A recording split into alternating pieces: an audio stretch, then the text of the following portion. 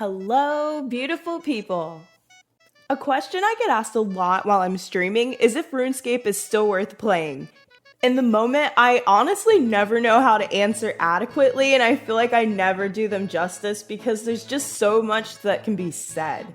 I don't know what they like to do in the game, how much time they have to dedicate to it, how long it's been since they last played. There's so many personal factors outside of the game and its content that influence whether or not someone would enjoy RuneScape as it is today. So I figured I'd just make a longer video about it. This is not going to be a promotional video for RuneScape, and I'm not going to drag it either. This is legitimately my favorite game ever, and I don't see myself not actively playing it to some extent for the foreseeable future.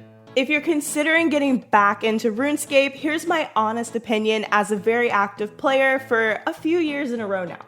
So the question is RuneScape worth playing? Should you come back to RuneScape?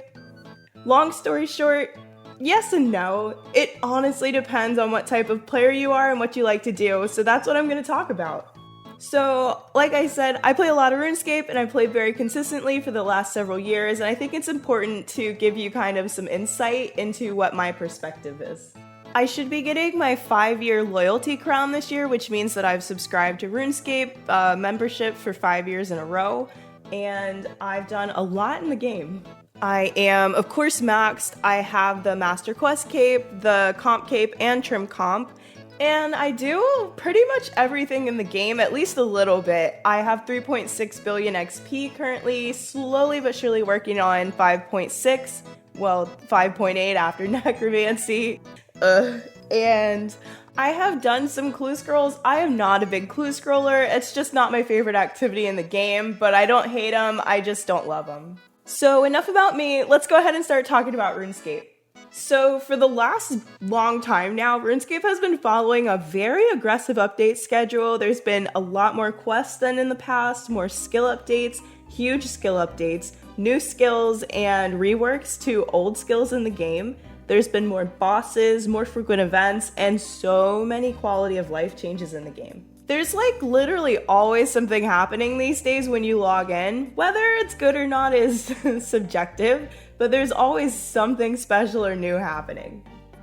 Like right now, for example, we're literally in DXP Live, and that's gonna roll immediately into a Yak Track event. And this is all literally right after they release Fort 4 and 3, which is a huge new construction update. So like aggressive with the content schedule. But with such an aggressive content schedule, it's hard to make all the content feel substantial, meaningful, and unique and original. They've seemingly traded in unique, well thought out event content for Yak Tracks and DXP weeks for a year. Like I said, they're literally rolling into each other. Sometimes for holidays, well actually all the time for holidays it seems now, they'll do a special treasure hunter promotion, and if you're lucky you'll get a token event or wrapping paper for Christmas with a shop where you can get event currency by just playing the game. Now that's not to say that they don't do any unique content or events. They've done a few in the last few years. Violet is Blue was a true holiday quest that was out in 2018. A sequel was released in 2020, and honestly I hope they do another one because Violet is too stinking cute. Another example is in 2021, they released Heartsealer, which was a Valentine's Day quest with characters that continued a story from the 2020 Easter event, which was kind of cool. But the majority of their holiday events, especially now, are copy and paste repeatable events that get a few new cosmetics added to them. A perfect example is the Drainer Manor Halloween event. Halloween events used to be thebomb.com, like honestly my favorite. But now, the first time you do it, it's cool and different. The second time, the third time, I don't know, it's just a lot of the same thing.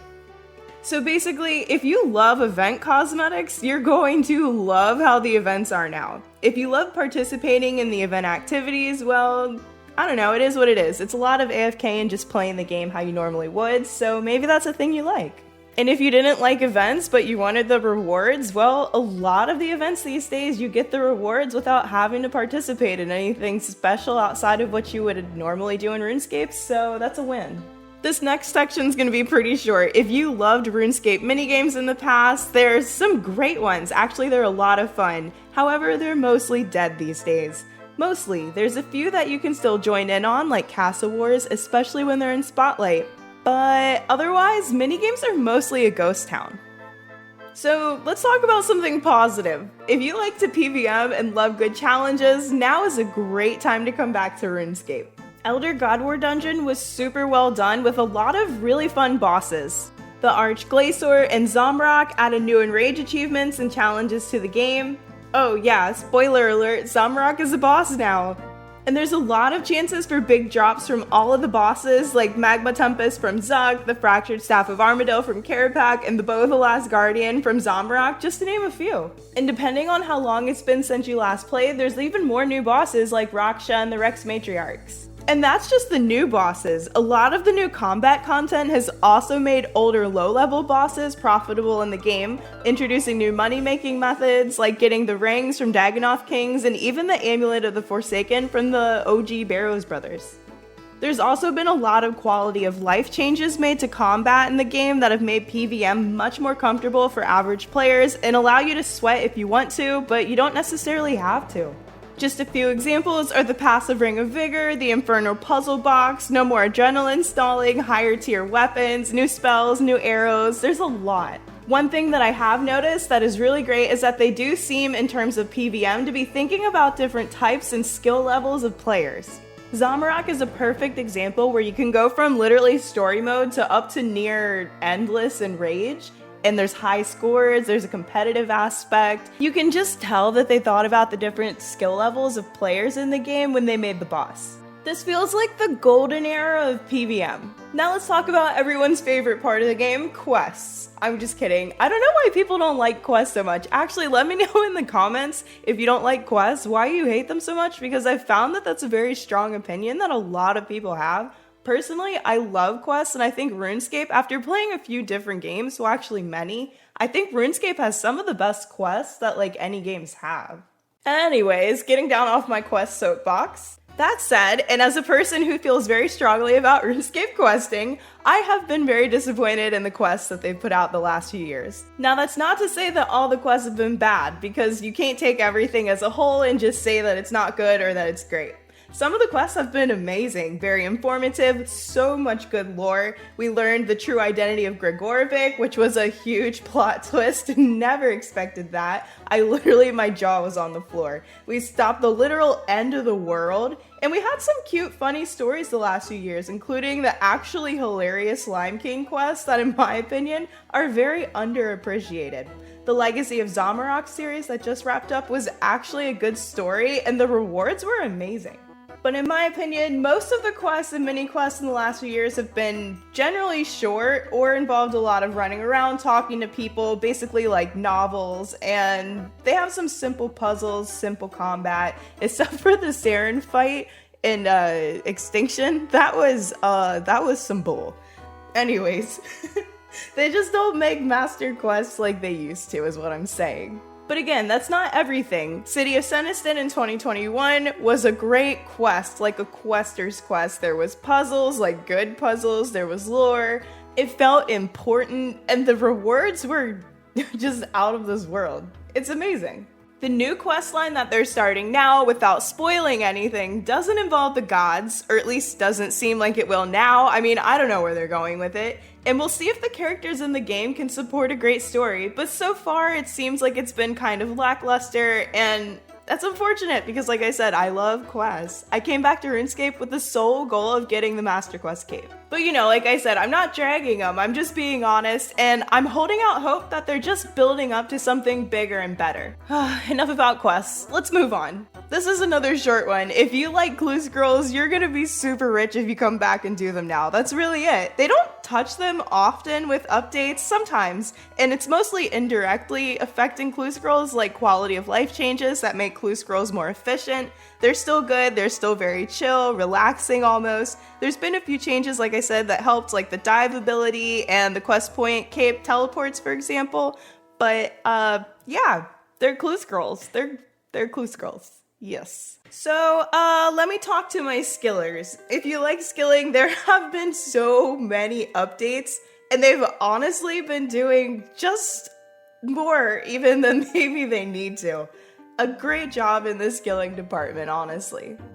Just to name a few, there was a fletching update, construction contracts, rune crafting stone spirits, new edition of Fort 4 and 3, and even a skilling boss with really good drops. Archaeology, which was released in 2020, is, in my opinion, the most thought out, well-implemented skill in the game. It's a gathering skill, but it's so much more than a gathering skill, and it affects almost every aspect of the game at this point. Archaeology is going to be hard to follow up, but they're trying this year with necromancy, so if you're into skilling, it's a great time to come back, get used to the game, and maybe make some money before the release of necromancy. And I'm sure that there's going to be amazing money-making methods at the beginning of necromancy while everyone's trying to race. I know I'm trying to get my hands in that pot. Let's just say archaeology was very good for my cash stack. And finally, the last thing I'm going to touch on, let's talk about what I like to call the twilight of the completionist. When I came back and started playing, all of the Caves of Achievement had prestige. They were very hard to obtain. Castle Wars was still in Trim Comp, for example. They hadn't done the rework yet. I came back with the hopes of getting Master Quest that turned into me working on Comp, and while I was working on Comp, they started doing the rework. And ever since this update, they've continued to rework the capes. One way that they've done this is by removing barriers to content, especially time gates. One of the reasons why the capes are hard to get is not just because some of the achievements are hard, but because they take a lot of time. They've been removing these time barriers. For example, the Varric Museum statue that you need to build, you used to be able to do it once a week. Now you can do it as many times as your heart desires. Like I said, they completely removed the Castle Wars achievement, but I'm not crying about that one. A lot of the achievements can be bought now that used to take more time, such as getting lunar spells, runespan points, and even barbarian assaultal points if you go to the traveling merchant when they're available in the shop stock. While I don't think it's necessarily a bad thing in itself, because it does make a lot of people want to actually try to go for the capes, whereas before they were just immediately like, nope, I'm never doing that. It does make them feel less like an accomplishment. But it's not even just limited to the Master Quest, the Comp Cape, and the Trim Comp Cape. It also is affecting the Max Cape now. Max Guild used to be where it was at. That used to be the goal in the game, to get to Max Guild, and then you could, just really start doing whatever you wanted to do. But now there's Wars Retreat, PVM Hub, and that's where everyone congregates because it's an amazing space in the game. I love PVM Hub, but I feel kind of sad for what it's done to maxing. Now a lot of people choose not to max because they don't need to. They just focus on their combat skills, and while I think that's fine, if you don't want a skill, you shouldn't be forced to. Yes, maxing is still amazing. It's a huge accomplishment. It's not to discredit anyone's work, but it used to just be so much more. Yes, we get our cape slot perks, we get the Max Guild, which has the Grand Exchange and the quick spot to decant flasks, but it just used to be so much more. And they've even gone as far to say that they don't plan on updating Max Guild anymore just because not everyone can access it, and it segregates the player base essentially. And I feel like that right there is just a summary of how they feel about capes of accomplishment and big achievements like that in the game and where they're gonna go moving forward. Now that said, there are a lot of things to do in the game if you're a completionist player and that's what you like to do. You just kind of have to make your own adventure. They did not too long ago add a Master Max Cape, so if you're a skiller and you want to get 120 all, there's an achievement for that now. You get recognized. There's still some insane grindy accomplishments too, like insane final boss. I've been working on boss logs for what feels like forever now, and I still have so far to go. There's also Slayer collection logs, you can work on Clue collection logs. Basically, there's a lot of things in the game that are completionist-ish, and they just don't necessarily have their own capes. So in summary, if you're more of a completionist type player, you might not like a lot of the changes that they've made to the capes themselves, but there's definitely a lot of content that you can still do to get that feeling that you want to get that there used to be. So what does that all translate to? Well, basically a good summary is that I feel like MTX is honestly just ruining the good vibes. Copy-paste events don't feel special, and there's just a lot of meh-ness mixed in with some really amazing content. It is a great time to play if you're a skiller or a PVMer. Clue scrolls are probably close to how you remember them, maybe just faster. Quests are okay, completionist content feels better if you choose your own adventure, and if you didn't play that much before and you're thinking about getting into the game, there is so much to do, especially if you're a mid to low level player. It's gonna be a really fun experience for you. And like I said, RuneScape is my favorite game. I'm just being honest. Anything that I said that maybe was more negative, it's not to drag RuneScape, it's just how I've experienced the game. And just because I don't like everything in the game, that doesn't mean that it's a bad thing. And honestly is a good thing, because no one player should love everything in the game. That means that there's not something for everyone. So what's not for me is right for someone else, and at the end of the day, RuneScape I've found is just what you make of it. So yeah, I think RuneScape is definitely worth coming back to in 2023. There's a lot that's gonna happen, there's a lot that's happened, there's a lot to catch up on, and overall, it's a really good game. Thank you so much for watching. I hope you have a great rest of your day. Like, subscribe, share, and most importantly, be kind to one another. See you next time, friends!